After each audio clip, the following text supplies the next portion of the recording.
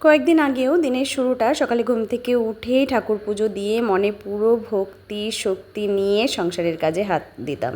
আর পরপর কাজগুলো বেশ সুন্দর গুছিয়ে করতে পারতাম। সংসারের রান্না বাড়ি বাসন মাজা সব করে এক্সট্রা প্রচুর কাজ করতাম।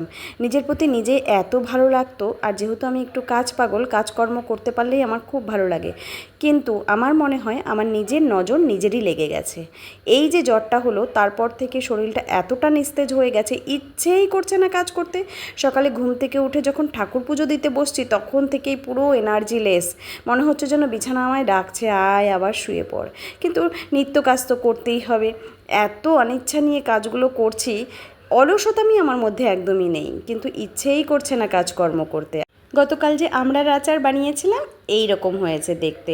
কি মুষলধারে বৃষ্টি নেমে গেল, তাই আমি ভাবলাম যে বিকেলের খাবারটা বানিয়ে রাখি। এখানে পাস্তা বানিয়ে নেব আর চাল মগজ ড্রাই রোস্ট করে রেখে দিলাম, পরে ডাস্ট করব। তো আজকের ভিডিও এখানেই শেষ করছি। সবাই খুব খুব খুব ভালো থাকবে। দেখা হচ্ছে নেক্সট ভিডিওতে। আজকের মতো টাটা।